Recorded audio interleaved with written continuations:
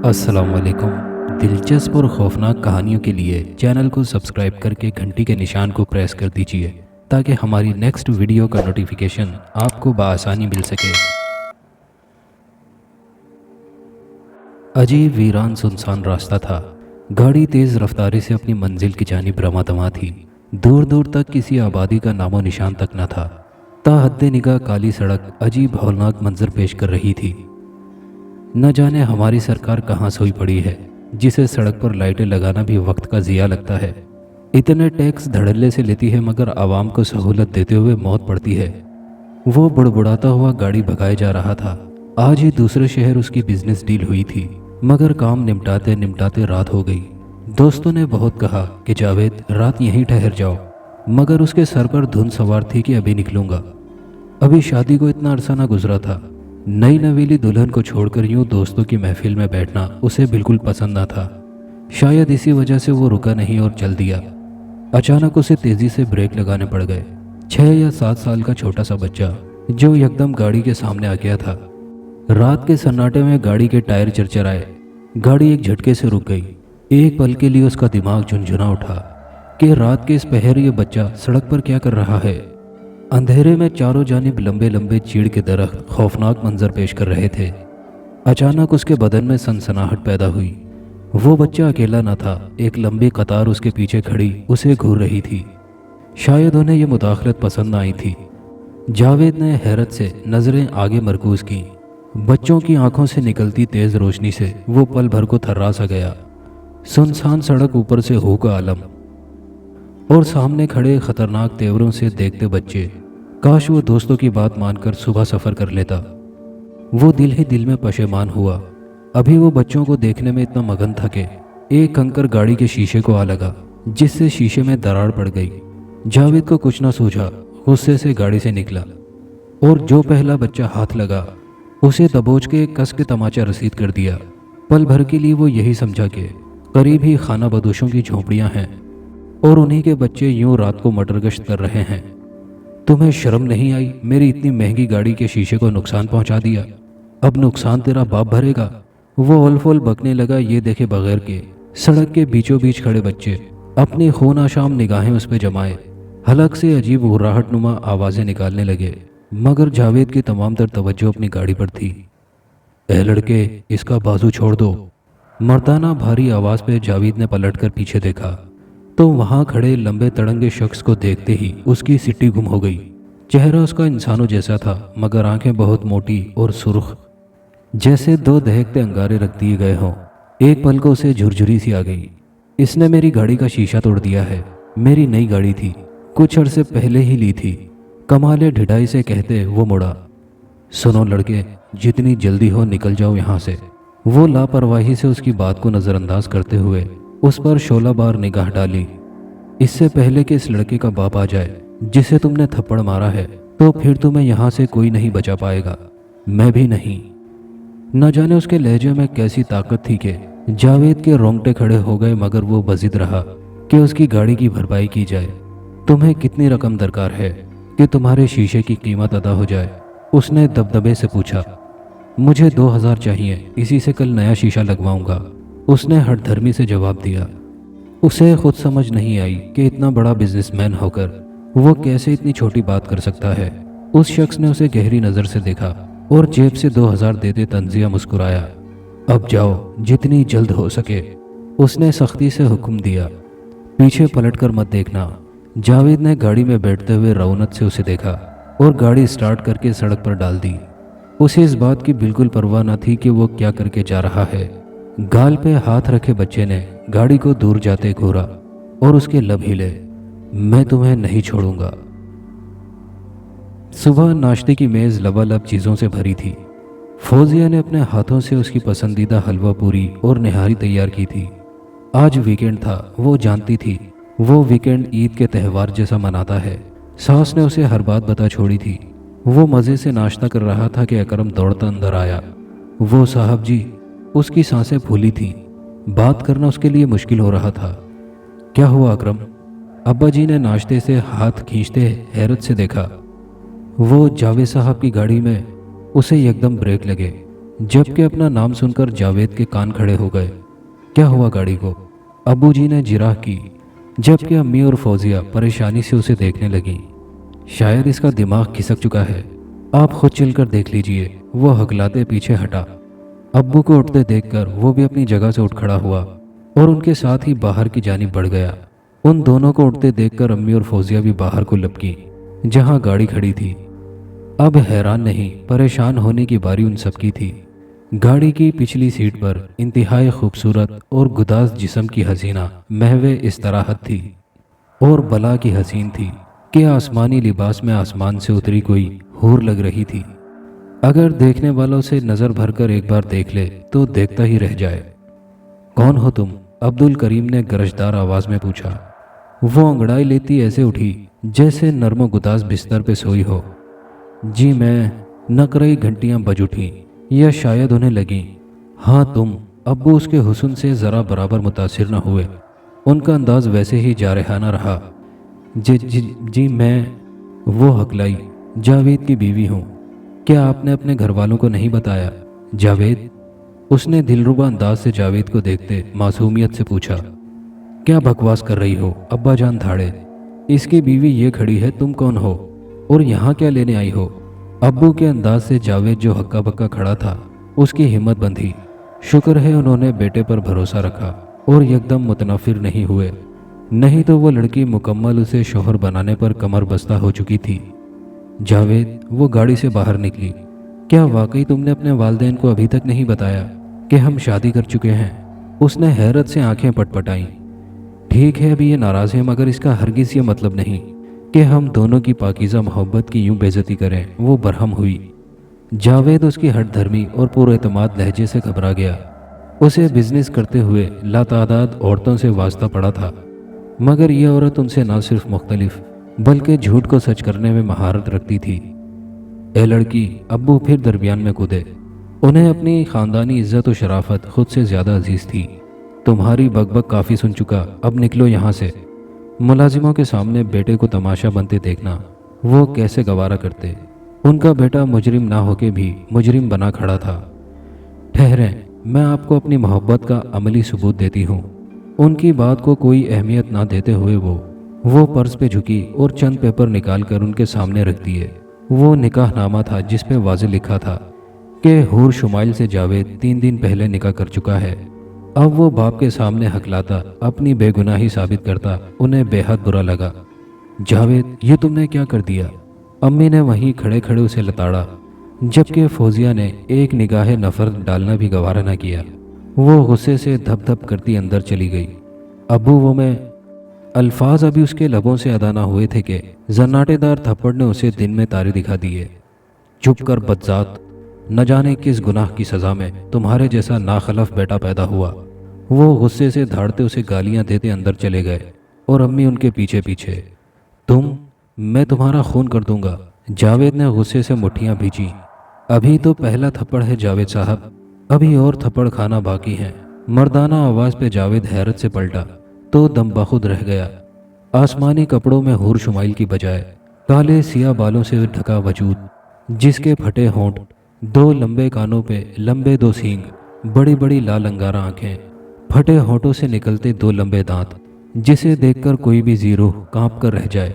उसके सामने खड़ा उसे नफरत से देख रहा था, जैसे कि अभी कच्चा चबा जाएगा।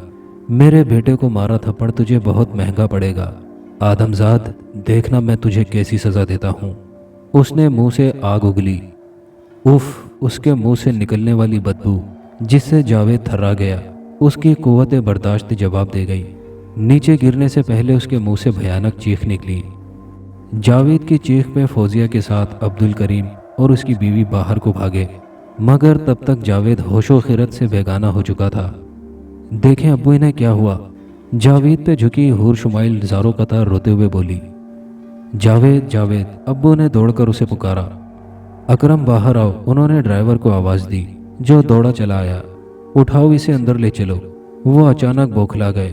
वो उनका इकलौता बेटा था। क्या हुआ जो छुप के शादी कर बैठा? मजहब ने जब 4 शादियों की इजाज़त दी है तो वो क्यों इनहराफ करें? ये सोचकर हूर शुमाइल के सर पे शफकत से हाथ रखा और अंदर ले आए।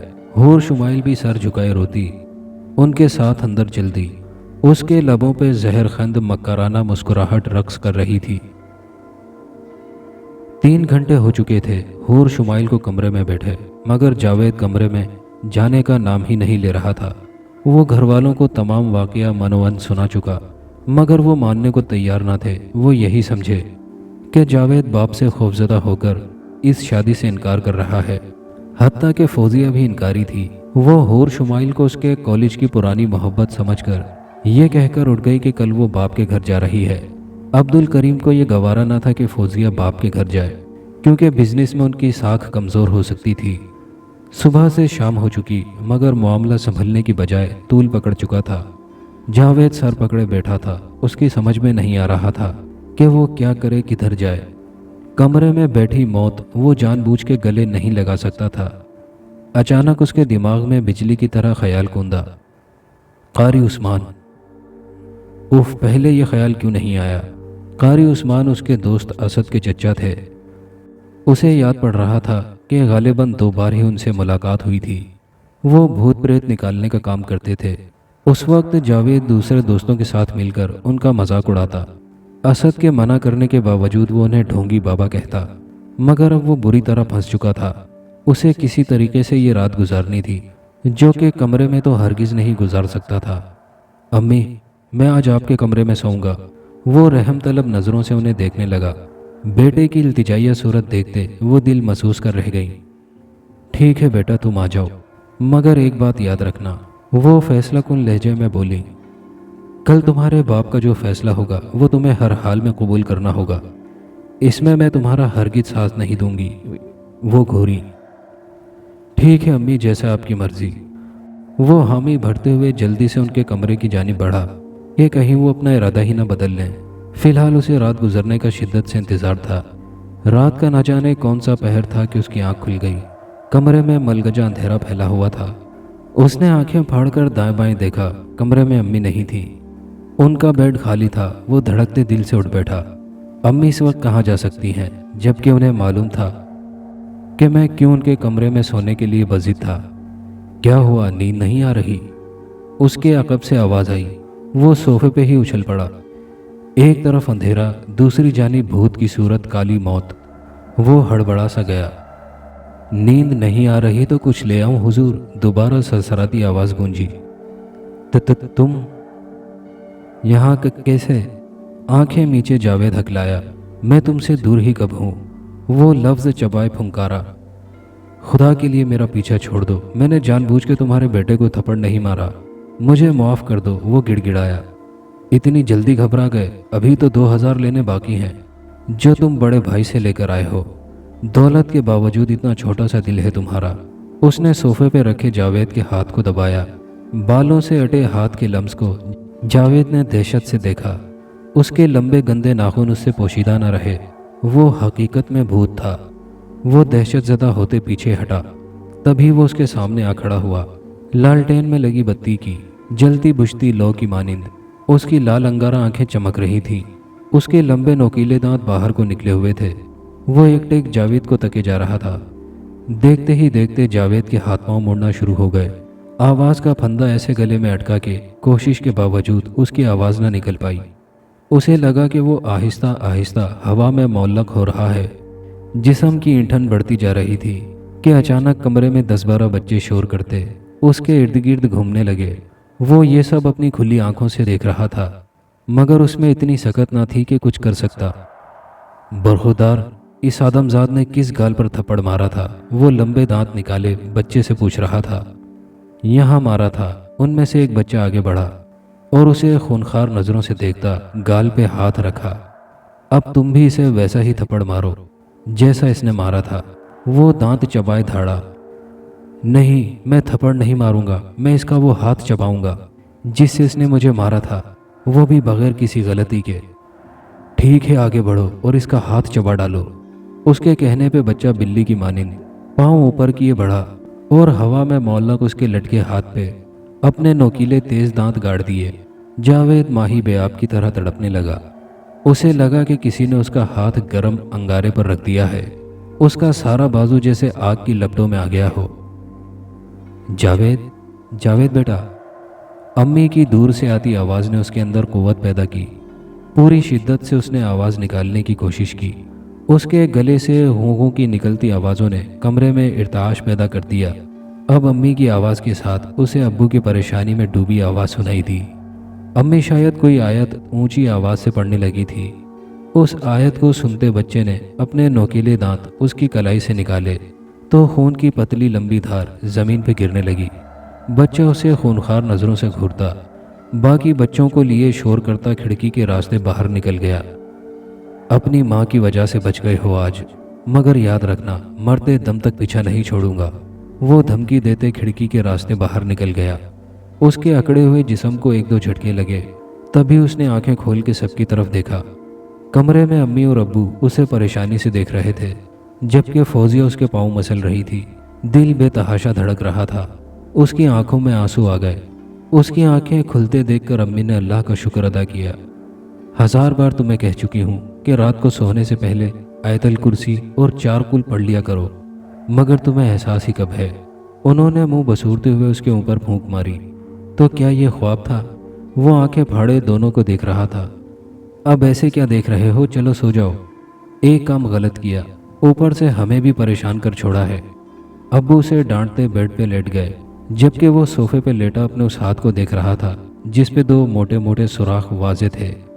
मतलब जो उसे नज़र आया, जो हुआ वो ख्वाब नहीं हकीकत थी। मगर उसके वालिदैन इस तिलिस्माती अमल को देखने की सकत नहीं रखते थे, इसलिए कि तागूती ताकत उनकी नज़र से उझल रही। सुबह उसकी आंख देर से खुली। सारे बाजू में शिद्दत दर्द से टीसें उठ रही थी। दांत गड़ने की वजह से वो सूज चुका था। मैं कितनी ही देर सोफे पर साकित पड़ा, मुख्तलिफ नुक्ते सोचता रहा। उसे इस भूतनामी बला से हर हाल में छुटकारा चाहिए था। कारी उस्मान का ख्याल आते ही वो उठा और बाथरूम में घुस गया। बाहर अम्मी नौकरों को खाने की हिदायत देते हुए चौंकी। उठ गए बेटा, तुम्हारे अब्बू कुछ देर हुई निकले हैं। जाते हुए कह गए थे कि जावेद से कहना घर आराम करे, कल दफ्तर चला जाए। ये कहती हुई नौकर को नाश्ता लाने के लिए इशारा किया। नहीं अम्मी, मुझे नाश्ता नहीं करना। असद की कॉल आई है, उसके अब्बू की तबीयत अचानक ख़राब हो गई है। मुझे अभी हॉस्पिटल के लिए निकलना होगा। अपने मंसूबे को अमली जामा पहनाते उसने दाएं बाएं देखा कि कहीं हूर शुमाइल ना सुन रही हो। मगर बेटा चाय ही पी लो, कल भी ठीक तरह से नहीं खा सके। उन्हें फिक्र हुई। नहीं अम्मी, मैं वापसी पे खा लूँगा। मैं गाड़ी की चाबी घुमाता बगैर कोई बात किए बाहर निकल गया कि अम्मी मज़ीद कोई सवाल ना करें। दूसरा ख़तरा मुझे हूर शुमाइल का था कि कहीं वो उसके दिल का राज न जान ले। इतना वो जानता था कि जिन भूत वही बात बड़ा चढ़ा कर करते हैं जिनकी उन्हें सुनगुन मिले, मगर दिल की बात नहीं जान पाते। और वो यही चाहता था कि कारी उस्मान का उसे मालूम न हो। असद घर पर था जब जावेद ने चचा से मिलने की ख्वाहिश जाहिर की तो उसे यकीन न आया, मगर जावेद के उतरे चेहरे और परेशान कुन लहजे ने उसे सोचने पर मजबूर कर दिया। फिर वो उसको लिए चचा के घर के जानिब चल पड़ा जो साथ वाली गली में था। कारी उस्मान ने बड़े तहम्मुल से जावेद की तमाम बात सुनी। चंद पल के लिए वो खामोश रहे। जावेद अंदर ही अंदर खौफजदा भी था कि वो उसके चुंगल से बचा पाएंगे भी या नहीं। क्या तुम जानते हो ये कौन है? ये भूत है। हम इन्हें ज़द-ए-आम हवाई मखलूक कहते हैं। इंतहाई शातिर, ख़तरनाक, ज़िद्दी और ज़ोरावर। जिस बात पर अड़ जाएं तो बंदे का काम भी तमाम कर सकते हैं। और तुम एक समझदार बिजनेसमैन होकर ऐसी हरकत कैसे कर सकते हो? वो उसे सवालिया नज़रों से देखते हुए घूर रहे थे। जावेद शर्मिंदगी से सर झुकाए उनकी बात सुन रहा था। वो अचानक उठे और ज़मीन पर एक दायरा खींचा। असद, तुम इस दायरे में बैठ जाओ, मगर ख़बरदार बाहर मत निकलना, कहते हुए जावेद की जानिब मुड़े। अब मैं अमल करने लगा हूँ। हूर शुमाइल की सूरत वो भूत कभी नहीं आएगा। हाँ, उसी के ख़ानदान का एक देव मेरे कब्ज़े में है। मैं उसे बुलाता हूँ, तुम घबराना नहीं। वही तुम्हें बताएगा कि इससे कैसे छुटकारा पाएं। अभी वो आ जाएगा, फिर अल्लाह ने चाहा तो वो भूत तुम्हारा पीछा छोड़ देगा। कहते मुराकबे में चले गए। मुराकबे में गए भी 15 मिनट हुए थे कि एक छोटे कद का इंसान अंदर दाखिल हुआ। उसके चेहरे पर इंतहाई मस्कीनियत तारी थी। जावेद समझ न सका कि बंद दरवाजे से कैसे वो दाखिल हुआ, मगर कारी उस्मान के अमल में कोई फ़र्क न आया। वो वैसे ही मुराकबे की हालत में रहे। جی حکم جناب، مجھے یہاں کیوں بلایا ہے؟ اس نے عاجزی سے جھکتے ہوئے قاری عثمان سے سوال کیا۔ اس کی آواز پہ انہوں نے آنکھیں کھول دیں۔ ہاں بیٹھو زرگام، آج تم سے ضروری کام پڑ گیا ہے اور مجھے یقین ہے تم اسے کر لو گے۔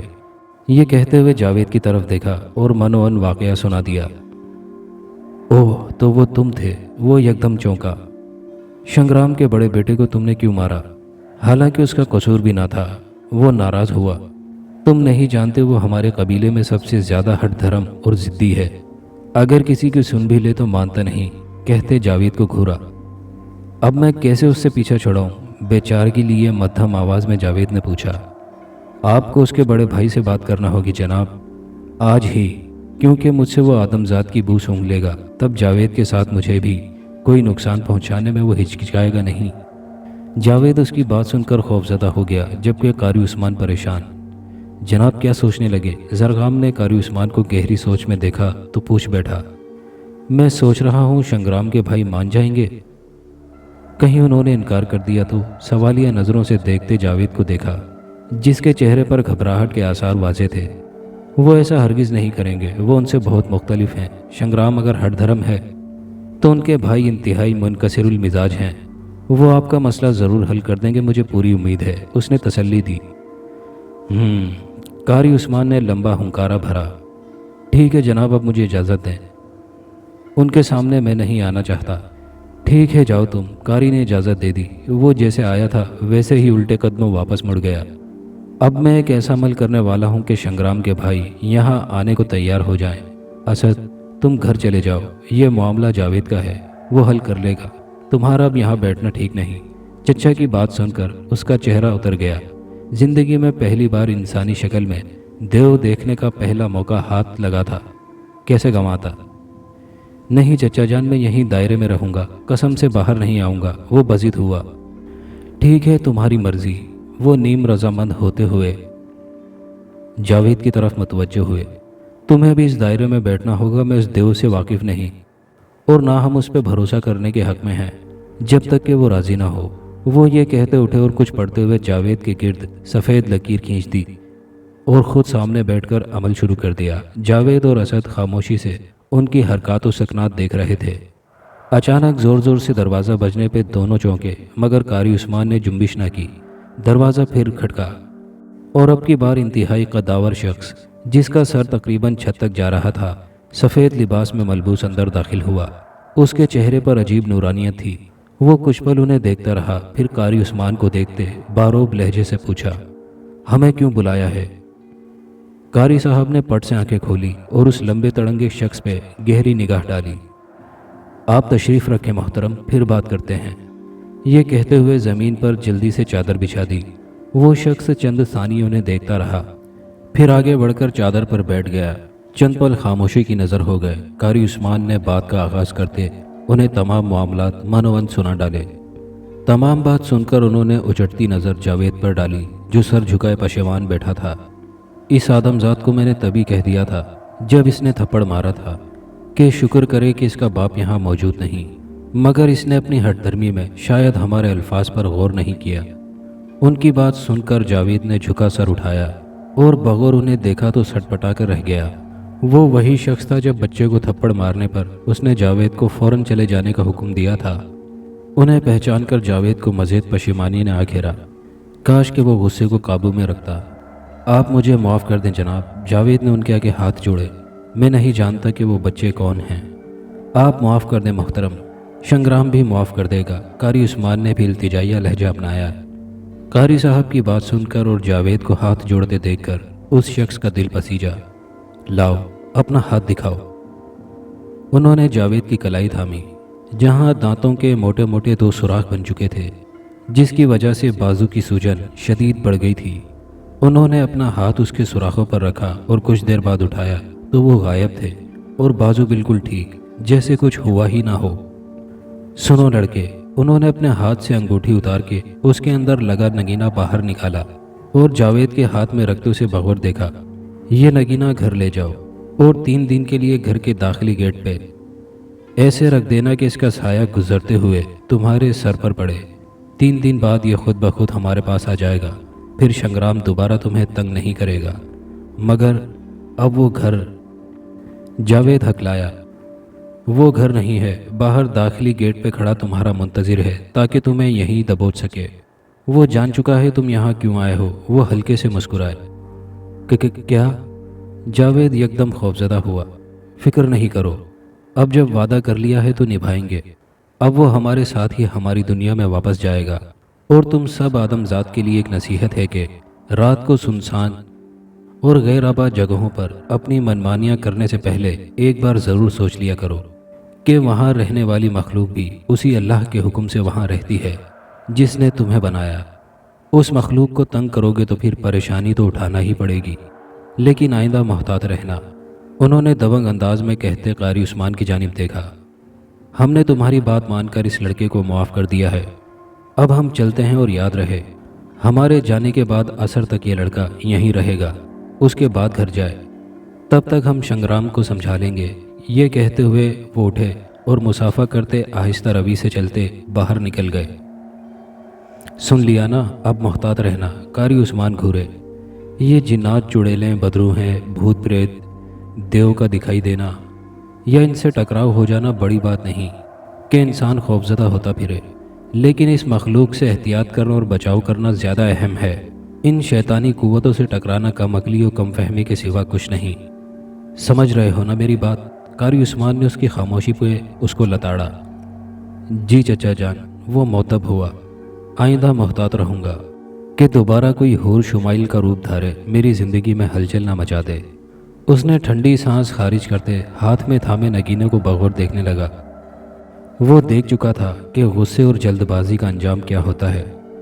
جو بھوت سینکڑوں میل دور انتقام کے لیے آ سکتا ہے، وہ کیا کچھ نہیں کر سکتا۔